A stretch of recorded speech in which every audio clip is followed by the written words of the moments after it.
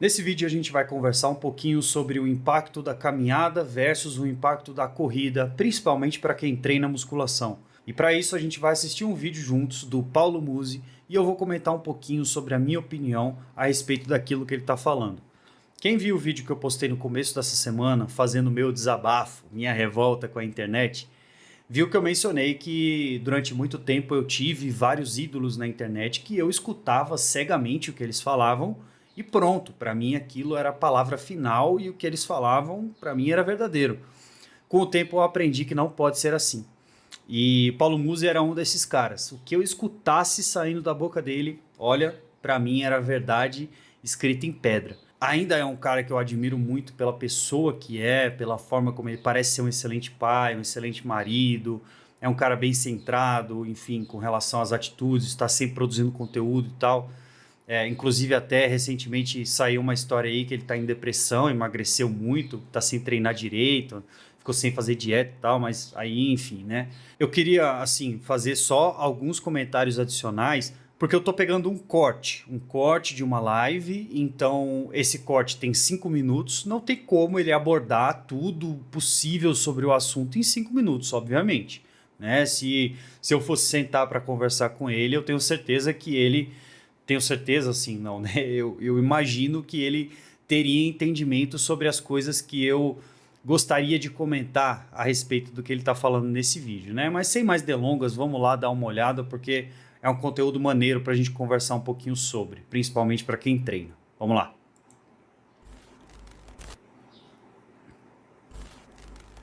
Caminhada, qual é a diferença de corrida? A diferença de caminhada para corrida é justamente a intensidade do trabalho. Se você tem uma corrida, você começa a utilizar mais a sua capacidade aeróbica. Então você está treinando o quê? Você está treinando parte metabólica, você está treinando parte cardiovascular, está treinando um geralzão daquilo que é a sua habilidade de realizar tarefas antes do seu limite de força, né? Onde você vai ter fadiga.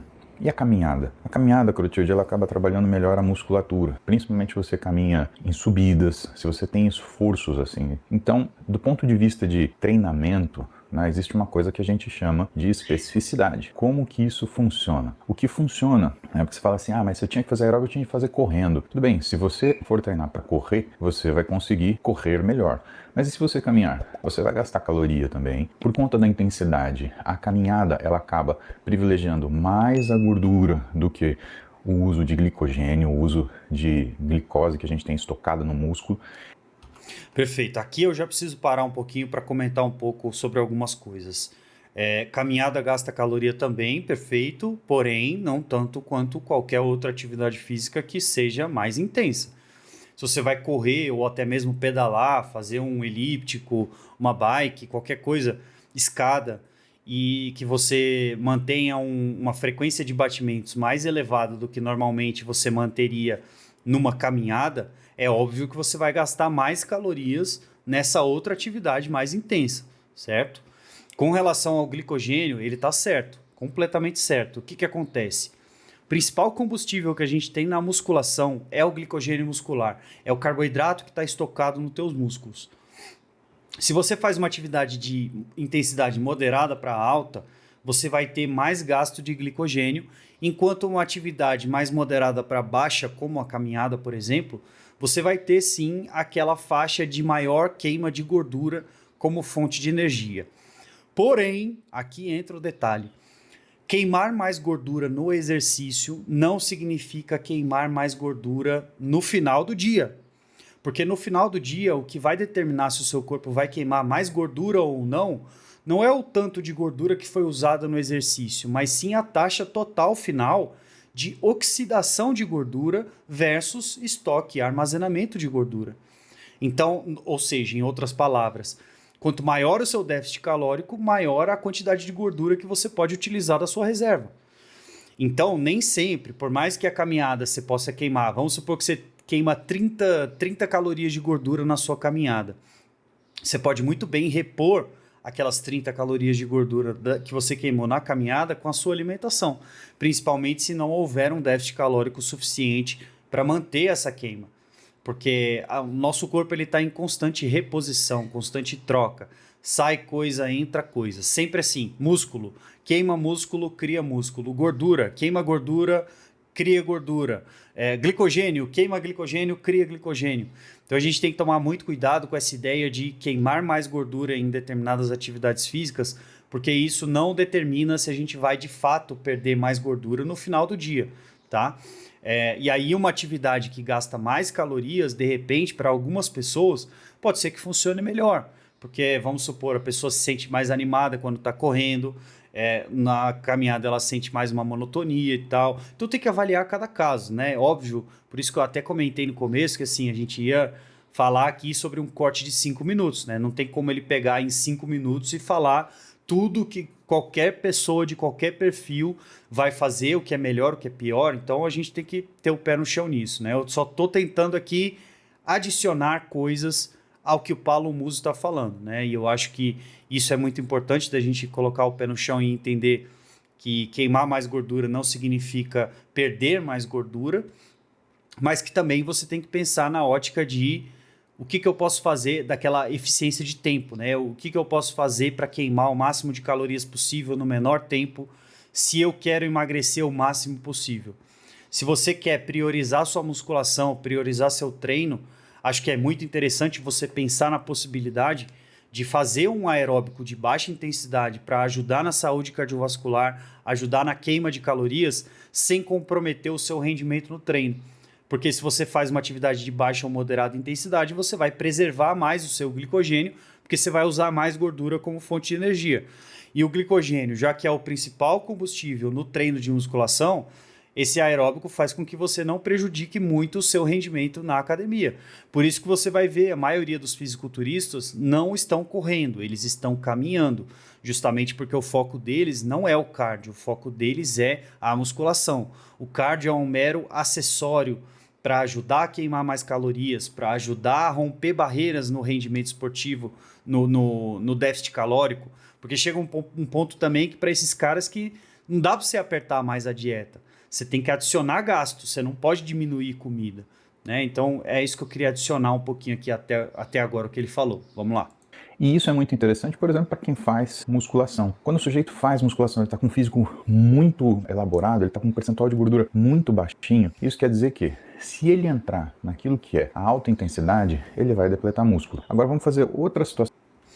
Não, depletar músculo também entra naquilo mesmo coisa que eu falei. Vai depletar músculo, isso vai depender do turnover proteico dele no final do dia. Quanta proteína entra, quanta proteína sai, o estímulo anabólico do treino, se existe, se não existe, quão intenso é, qual o volume de trabalho semanal que ele está fazendo para cada grupo muscular. Então entende como é um buraco muito mais embaixo. Falei isso no meu vídeo do desabafo também. Maioria das perguntas que fazem na internet, a resposta é a mais chata possível. É um depende. E não depende de uma coisinha ou outra, depende de uma porrada de coisa. Isso que é complicado. Você não faz musculação, você não tá nem aí para musculação, mas você já é magrinho, você tem pouco músculo e você tem uma gordurinha ali que te incomoda. Fazer exercício aeróbio faz sentido para emagrecer? Em primeiro lugar, faz sim. Eu sei que volta e meia vocês escutam por aí, tem gente até que fala que exercício aeróbio engorda. E, pessoal, fisiologicamente, metabolicamente, não é o caso, tá? Pelo amor de Deus, antes de vocês saírem acreditando nisso. As pessoas que falam que o exercício aeróbio engorda, elas falam porque, potencialmente, algumas pessoas modificam o comportamento alimentar quando elas fazem exercício aeróbio. Isso quer dizer o quê? É aquela história, eu corri hoje, então eu posso. Aí vai lá, come um pote de sorvete, faz um churrasco, come todas as carnes com todas as gorduras possível, né? Então aí... Além desse comportamento compensatório, também existe o fato de que o maior gasto de calorias tende a gerar um maior apetite também. Então a gente tem que ter isso em mente. Se você tem essa mentalidade de, eu treinei, agora eu posso comer o que eu quiser, na quantidade que eu quiser, provavelmente você vai engordar. Infelizmente, o que você consegue queimar de gordura por minuto de aeróbio é muito, muito pouquinho, pessoal. Mas vamos lá. Muito, muito. Você nunca vai conseguir compensar uma dieta ruim fazendo aeróbico. Nunca, nunca mesmo. Porque olha... Só para você queimar um sanduichinho de McDonald's, por exemplo, é 2 horas caminhando na esteira, né? Então aí eu te pergunto, vale a pena? Vamos voltar para a caminhada. Então suponha que você é muito magrinho e que você precisa fazer uma forma de exercício porque você quer ajudar com o exercício a perder gordura. O aeróbio funciona? Funciona. Agora, de onde o aeróbio tira gordura? Você sabe? Tem isso que é muito importante, que é você saber que o aeróbio ele tira preferencialmente gordura do tronco, Muito controversa essa informação, muito, mas muito mesmo, assim. Eu não boto minha mão no fogo, não. Não acredito nisso. Para mim, a gente pode até entrar numa conversa de que, dependendo de alguns fatores, a gente pode conseguir direcionar parte da nossa queima de gordura para ser uma queima mais localizada. Mas isso sempre vai ser assim, uma migalha da migalha da migalha, que jamais vai fazer diferença para um cara que tem sobrepeso, para um cara obeso. Isso talvez faça diferença para aquele cara que já está ultra seco, aquele cara que já está muito na condição e que falta só a gordurinha final ali do pé da barriga para ele perder. Talvez para esse cara, algumas estratégias voltadas para tentar perder gordura de forma localizada funcionem, mas de forma muito pouco significativa, principalmente baseadas na teoria do fluxo sanguíneo, né? Que alguma atividade física para um músculo específico aumentaria o fluxo sanguíneo, isso aumentaria a mobilização de gordura e a dieta ficaria responsável pela oxidação da gordura. Porém, como você trabalhou na mobilização da gordura daquele local, a dieta poderia queimar mais gordura, supostamente queimar mais gordura daquele determinado local. Mas é muito difícil fazer, argumentar isso daí que ele está argumentando aí, tá? Muito difícil mesmo, bem controverso. Debaixo da pele. Então, ele não vai tirar, por exemplo, a gordura que faz você ficar com a barriga estufada. Ele vai tirar aquela gordura que está... Gordura que faz você ficar estufado seria a gordura visceral, que fica entre os seus órgãos, né? Dentro da sua barriga. Essa gordura é comprovado que treinos com pesos até ajudam mais na redução de gordura visceral. Mas de forma geral, o seu corpo é assim. Ele está queimando gordura subcutânea, que é essa que fica debaixo da pele, ele vai queimar a gordura visceral também, justamente porque a queima de gordura é um processo sistêmico. Você perde gordura do corpo inteiro. O local que algumas pessoas têm facilidade de perder e outras têm dificuldade são questões regidas principalmente por genética, por questões hormonais, e tem aqueles detalhezinhos também que às vezes fazem diferença com relação à teoria do fluxo sanguíneo, por exemplo. Anabolizantes, alguns também potencializam um pouco, mas a maior parte dos anabolizantes vão atuar mais em massa muscular do que em queima de gordura. Debaixo da pele, principalmente acima da cintura. Então ele vai mexer com aquela gordura das costas, ele vai mexer com a gordura do abdômen, ele vai mexer com aquela gordura do canto da barriga. Então, quando você olha o físico, que é assim, ele vai tirar a gordura desse cantinho, daqui das costas de baixo, das costas em cima, ele vai diminuir a gordura de peito, de ombro, ele mexe com a gordura de tronco. E ele ajuda muitas vezes, você, no caso das mulheres, por exemplo, a afinar um pouquinho mais a silhueta. No caso dos homens, ficar com uma definição muscular mais legal. E o caminhar, ele é... Eu discordo. Eu acho bem complicado a gente ter esse direcionamento de queima de gordura bem específico para o tronco, principalmente numa atividade onde você vai ter muita movimentação de pernas, né? Até com base na teoria do fluxo sanguíneo, a gente poderia dizer que de repente o que mais vai queimar gordura para quem caminha seriam as panturrilhas, porque você está em constante movimento. Então eu considero isso bem controverso. Interessante porque ele consegue fazer um trabalho metabólico que vai bem na linha de queima de gordura. Mas quando que vocês vão notar isso? E aí que vem a questão. Vocês só vão notar isso depois de meses que vocês estão fazendo caminhada. Ficou chateado agora? Você achou que você ia, por exemplo, dar uma pisada na jaca no final de semana e ia se compensar fazendo aeróbio no dia seguinte? Tipo, pisou na jaca sábado à noite, aí você vai lá e vai fazer aeróbio no domingo e vai resolver. Não. Qualquer coisa, falando de dieta, de treino de aeróbico, qualquer coisa dessas aí visando uma mudança estética significativa, pode esperar, meu amigo. É pelo menos questão de meses para você conseguir ter um bom resultado visível no espelho, claramente visível no espelho, visível a ponto de outras pessoas comentarem.